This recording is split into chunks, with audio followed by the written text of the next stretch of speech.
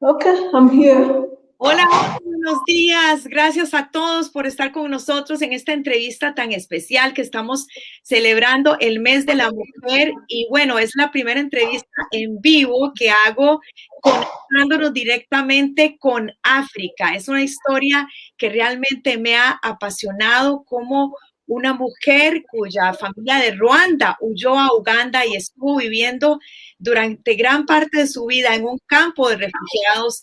Creció cultivando maíz, frijoles, en medio de la agricultura. Su padre médico se convirtió en ministra de Agricultura y también en este momento en una alta funcionaria de las Naciones Unidas. Vamos a hacer la entrevista en inglés y bueno, aquí tenemos ya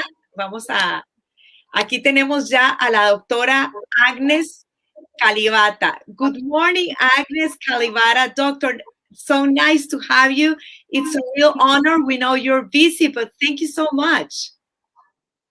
Thank you for having me. I look forward to this conversation. Thank you.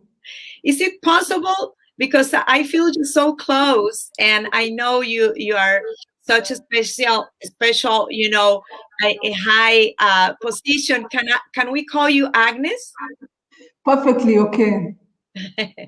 Thank you, Agnes, Dr. Kalibata.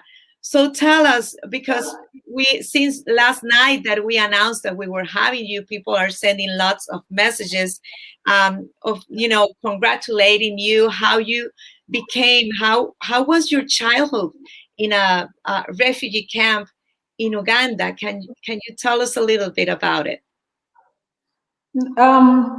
Growing up as a child, very, very rural settings, and of course, our settings were made even more rural by the fact that we were living in a refugee settlement. So, we went to school in our class, my particular classroom was in those very early days was a tree. You would go in the shade of a tree and your teachers come and teach you. So I think for me, the most important thing is that when there's the opportunity, people, despite the kind of environment they are living in, they always find the opportunity to try to give an education to their kids. And this was no different. Our parents did ensure that they were finding the right trees of shades for us to sit down and find the older kids among us to come and teach us. So really very, very interesting start in life in terms of the type of education we had. And then, of course, also our parents were very poor at that stage in time because they were refugees. They had lost everything they owned in life and had to start off as smallholder farmers in an environment which was completely not being found and very challenging as well. But that's really the type of setting I grew up in until I was 10 years. I saw the first classroom when I was probably around 10 years, when they built our classes from the refugee settlement. So until then, we were really just kids running from one tree to another and getting to know how to read in the process. Of course, and well, reading about you, I see how close you were, especially to your father. And when you got a scholarship, you have to move to the best school, Uganda's best school, and that was far from your home. And first, your grades were not that good, but then you didn't want to disappoint your dad. How important was how your dad, especially, raised you, and all the values and encouragement he gave you? One of the things that stood out for me at that stage in time was the amount of sacrifice he was making. We were quite a number of kids, but the amount of sacrifice he was making to keep all of us in school and to keep all of us getting the best education we could. So when I got the opportunity and to go into one of the best schools, it's the thing that really stood up in my mind was that I have to make sure that I do a good job. One, because I could, and I had been given the chance, number one. Number two, because the failing was not an option. So in this type of environment, I just knew that failing was not going to be the thing that I would take back to my dad and tell him that I could not be I was lucky to be in a good school and I could not keep my grades up. First of all, he would not understand that because he was following my education in school so closely. Every report, every holiday, he had to read to ensure that I was doing a good job. So I didn't have that luxury of failing. So he really made sure that he was following up very closely, number one. Number two, I was one of the very few kids that was able to make it out of there. And there was no way I was going to fail with these people that had seen me get this far. So I definitely had to work hard to make sure that I don't fail them. Mm-hmm. But first you thought you were going to be a doctor as your father. But you ended in science. How was that? You know, it's very interesting because first of all, I thought I was going to be a doctor. You're growing up in school thinking, yeah, this is the best thing to do. Then when I was in school, the exact truth of what happened during the exam time, when we were taking exams that would define my future basically as a doctor or not a doctor, is I actually got malaria during the examination time. I did my exams in the infirmary, the school infirmary. And so because of that, my grades were affected. So I did not get top notch as I wanted, but I was able to get into the sciences. And medical school was extremely competitive, so I couldn't get in medical school because I had malaria during the week of the examination time. Mm-hmm. Now, how you turned into Minister of Agriculture of Rwanda? I mean, how you did that? I didn't hear the question. How you turned into the Agricultural Minister of Rwanda? How was that? So when I continued with my education, I went into the sciences. Then I joined the CGIR. So I really became an agricultural scientist. Then I did my PhD as an agricultural scientist. So when I returned to Rwanda, I definitely was a competent scientist in my own capacity and an agricultural scientist at that. And Rwanda had a policy where they were interested in recruiting people based on the background of education they had and the competence that they were bringing on the table. So I had an opportunity to work with government for some time, about 2 to 3 years before I became a minister. And in that period of time, I must have demonstrated that I was going to be good material for a minister. So that's how I became minister. I was promoted from a role within the ministry and I became Minister of Agriculture in 2008, where I stayed until 2014, working with the government of Rwanda on improving the agricultural sector in the government. Right now, you are the envoy to the 2021 Food Systems Summit. What exactly, can you explain us, what does that mean? So one of the things that is very critical right now as we talk about the Food Systems Summit is the fact that in 2015, our governments world over, we signed up to the 2030 agenda. We signed up to coming through on SDGs. We identified areas that we thought that from a human perspective were very behind. Those we called the development agenda. And we said it would come through by 2030. But now in 2020, when we do an evaluation, we see that in many of those areas we are behind. We are behind, for example, in hunger. Hunger has been increasing for the last 6 years in a row. And hunger numbers are worse than they were when we wrote the SDGs. So definitely one of the challenges is we are not coming through on things we said we would do. In addition to not being able to come through on hunger, on nutrition, on malnutrition, we are also wasting a lot of food. The amount of food waste is contributing to carbon. But also the agricultural sector and all the food system is contributing 30% to emissions. And in addition to that, we are contributing to biodiversity loss. So it's things like this that led the Secretary General to thinking that the best thing to do is to really launch the 2030, to launch the Food Systems Summit, especially to help come through on the 2030 agenda. The 2030 agenda has 17 goals, These 17 goals have all the things I've talked about.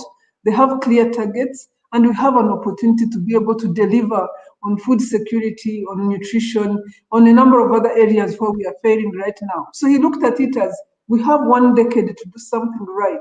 So this Food Systems Summit is to help us really come through in the next decade by setting new ambitions around how we can come through, but also by mobilizing the rest of the world to be with us in this journey of coming through the 2030 agenda. Now, Dr. Kalibata, of course, we need to talk about the situation with the pandemic, COVID-19, and how has it hit, you are a fighter against hunger, and you have done a great job in Africa too. But right now with this situation, what has changed on the goals and the priorities? So the pandemic has been terrible in terms of impacting how people access food. Of course, supply chains are broken in many places. Moving food from supermarkets, from villages to markets was disrupted. But what I must say is the market disruption mostly have impacted rising prices and making it difficult for many people to access food, especially casual workers, people who depend on wage earners. And because of that, we have seen a significant increase in the number of people that could go hungry or that are not accessing the right level of nutrition, either because they lost a job or because the prices of food are high, they can't access them the way they would otherwise access them. So basically, the COVID-19 has demonstrated that there are so many vulnerabilities from a food perspective than we even thought, because there are so many people that depend on jobs, daily jobs, wages, that cannot feed themselves because of that. So in essence, it added to the problem of food security. Even though we have been very lucky, we still see good seasons around here. We still see that we are able to come through in terms of production. Production has not been significantly affected, especially in Africa. And I'm saying this versus climate change, because before COVID, we have a lot of climate change that was causing crop failure. Luckily, we haven't seen that yet since COVID happened, which has been our biggest worry. So imagine a combination of climate change, locusts like we are seeing here in Kenya, and then COVID just means that there are so many more people that go hungry because of the reduced food, but also because of the increasing food prices and because of the number of people that don't have jobs. When we say women in agriculture, what does it mean to you? Women in agriculture. So in Africa, most of the people that do agriculture are women. So in some countries, you find that 65%, up to 65% of the people doing agriculture are women. Numbers vary from country to country, and in some places, of course, there are also cases where they are pretty low. But what it means especially is that women, especially in most of these developing countries, don't have access to land, but really do agriculture, don't get a lot of satisfaction from doing that work. So, and then they have to deal with the issue of nutrition for their children or malnutrition when their children suffer and the associated health effects. But they also deal with the challenges and problems of limited food and shortages of food more than anybody, because they have to worry about how to divide limited resources among their families. They also suffer when they have businesses. We've seen that women SMEs in this COVID period have suffered the most because a lot of them don't have collateral. A lot of them depend on the flow of the business and the ability to churn money and to generate money. What can be done upon that? What can be done? What can be done is to just make sure that that we are paying attention to the fact that gender equality needs to be given priority in the businesses and engagement we do as we go forward. Gender equality must be number one, mostly because women need access to means of production like other people. But one of the things we keep saying and say over and over again, but we don't do much about, is access to funding for women. And yet now we have a number of tools like digitization that comes through the mobile telephone that makes it easy for women to access funding without necessarily having to have collateral. There are opportunities now that we can build on and make women more fundable, more bankable. But also we need to reduce the violence that is associated with women, because we saw that in this COVID-19 period, there was also increase in dangers of in the danger of violence for women around many of these countries because of COVID-19 and because of the challenges that came with COVID-19. Agnes, now as a special envoy to the 2021 Food Systems Summit, how can people get involved in this summit? Is there a way that they can get involved? Yeah, so that's a great question. We have a number of places where people can get involved in the Food Systems Summit. We have national dialogues that are taking place across the world. So every country, different countries, we now have 68 countries doing national dialogues, and we have 11 countries in South America already are doing dialogues. What it means is these countries, especially at the government level, are looking at now having a conversation around how they can improve their ability to deliver on SDGs. They are looking at what's broken, they are looking at the challenges they live with, but they are also looking at the opportunities they have that they can bring to the Food Systems Summit. Some of these opportunities are being presented through action tracks. So you can, if you're not engaging in a dialogue, you can also engage in action tracks and give ideas. We have open fora where open forums, just to be clear here, where people can participate and give ideas. You don't have to be affiliated with any institution. You can go to what we call the Food Systems Community, which is an online platform that allows you to give ideas. You can go to the Food Systems Heroes and be a hero and give ideas. You can be a champion and be part of a champions network that is already engaged with the Food Systems Summit. There are so many ways to engage with the Food Systems Summit. If you go to the foodsystems.org website, you definitely will find ways of engaging. So there are many opportunities where you can engage. And usually we are looking for three things. Give us ideas. Give us your idea on how to engage, or how you would like the food system to engage with the food system, or what you'd like transformed around our food system. That's number one. Number two, give us what you think is a transformational idea out there that you feel can make a difference in people's lives as we look at the food systems perspective. What do you think makes a difference? How will you as an individual, blender, how will you change the food system? What will you do differently? You eat 3 times a day. Each of those decisions makes a difference. How will you engage differently? It's those type of things that are very, very important to how the food systems will change. That is great to hear the voices of the people that want to get involved in this important summit. We want to know, we know you're really, really busy right now broadcasting from Nairobi in this moment. You're in Nairobi, you're moving all around all the time, but you have a family too. You have 2 children. So tell us about it. Where are they now? And how you combine your family? And because this is the questions we always get, especially from women. Yeah, when I was asked to be special envoy, I was told that I would need to be based in Rome, where the food-based agencies are in Rome, or maybe even in New York. And I said, if I'm not going to be based in Nairobi, I will not be able to do this job. Yes, because my kids are 8 years old. They go to school in Nairobi. Number one. Number two, I have a job which I care about, working with smallholder farmers and working for smallholder farmers.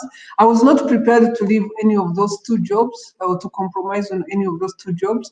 I also believe that women can multitask, given the opportunity can multitask, and I was prepared to multitask. So I gave them a choice around if I can do my job in Nairobi where my children are, and if I can do my job in Nairobi where my other job is, then I will be able to do it, because it complements exactly and very well the challenges that I see in the farming landscape in Africa and the food system landscape in Africa. And it gives me an opportunity to highlight the plight of the African farmer against climate change that we live with every day that nobody seems to see. And I guess the fact that we need to build resilience for this sector that is very critical to people's lives. So for me, it was really, really important that I do it in a setting that allows for me to highlight the challenges and the plight of the people live with every day. So they have to say yes. Well, they didn't say no. Luckily, they didn't say no because I wouldn't have done it. Dr. Kalibata, thank you so much. Is there anything else you want to add? Thank you for asking. So again, you're communicating from Latin America. We really appreciate the place and role of the region that you bring on the table. We again, like I said, 11 countries are already engaging. We want to hear your views. There are views of indigenous communities from Latin America that we've had. There are views of the islands that surround you all that we've had. But we also want to hear the continent's views. And really but also the opportunities. What is making a difference in the continent? How can we achieve the 2030 agenda? But also, how can we work with you to ensure that our world is sustainable, is there for the rest is there for the future of our children, which is really the context of the 2030 agenda and the 17 SDGs. So it's not just about coming through on hunger, it's also ensuring that we come through on our planet, and ensuring that we come through on the prosperity of us, of all of us as a people. So thank you for asking, and really, I appreciate you taking this message out there. Thank you so much, and for being such an inspiration for women all over the world.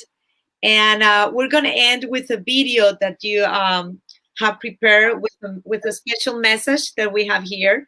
And we appreciate, and we hope to meet you sometime live.